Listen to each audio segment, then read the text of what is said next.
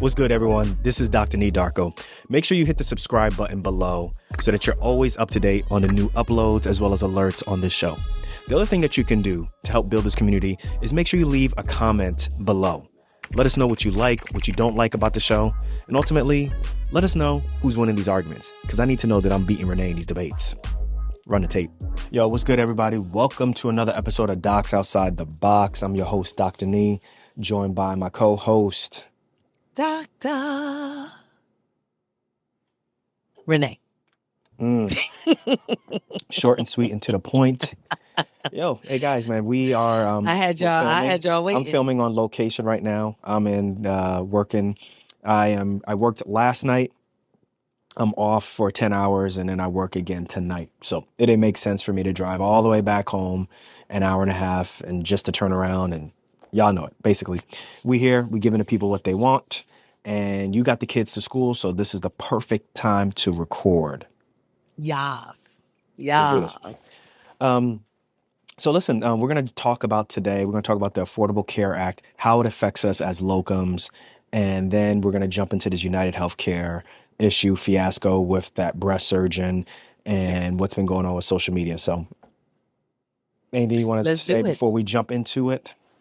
No, I gave you guys a little pause there to think about what I was going to do. Just kind of like, people were anticipating whether or not Kendrick Lamar was going to play or perform They're Not Like Us, and he did. But yeah, we talked about it on the live, but there's there's a bunch of people who not listening, or people who are listening right now who didn't see it live, but we covered that. And I thought that he wasn't going to talk about it. I thought he was just going to move on. For a couple of reasons. There's an interview where he's interviewing somebody. It's just like pre-Grammy, pre-Super Bowl type, promo talk and stuff. But he basically says, like, I'm in the now. I really want to focus on, what's going on with my new album and so forth. So I was like, oh, he's definitely not going to be doing that album. He's not going to be doing, Now, the lawsuit is ongoing. So isn't the lawsuit now? Yeah, I guess so. But he did it. Yep. Just like I predicted. The broadcast was polarizing, to say the least. We should have taken bets on that. That's what we should have taken bets on. People taking bets on the Super Bowl. The real bets was Kendrick Lamar's performance. Yeah. So I would say his performance was like a B+. You went from an A- to a B+. You said an A- on the live. Yeah, I'm thinking about it now. It's like a B+. Because I went back and looked back at some of his other performances, like at the Grammys and so forth. I was like, oh, he could have done way better. But it looks like he's in a different mindset.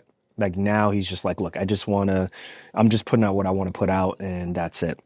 I do have to say that I heard commentary from Bomani Jones, and he talked about the performance, and he did say something that was really interesting. He said that Beyoncé would have been better for the Super Bowl.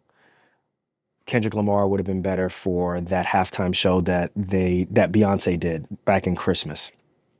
Basically what he's saying is that her performance was very grandiose, very pleasing. Everybody would be happy with it. It should have been for the Super Bowl. His would be more for like a regular season game and so forth. But either way, whatever happened. I enjoyed the show. I know a lot of people didn't enjoy the show. I liked it. I was thoroughly entertained, and what did you like? More than entertained. Well, one, I love the fact that he performed the song he wanted to perform. I think there's something, to be said about, just doing what you want to do, and not necessarily being stifled or silenced by anyone. I think that there's a level of risk to that, and I think he was willing to take that risk. And I like the theme, just the whole, America then and America now kind of theme. We talked about like with Samuel L. Jackson, and I kind of went back and watched some things also. But I've watched people's takes on it. And there was so much packed in that performance that you had to go back to get all the messages, You really had to go back to get all the messages and just to see, other people's interpretations of things, my own interpretation of things. I just thought it was very, I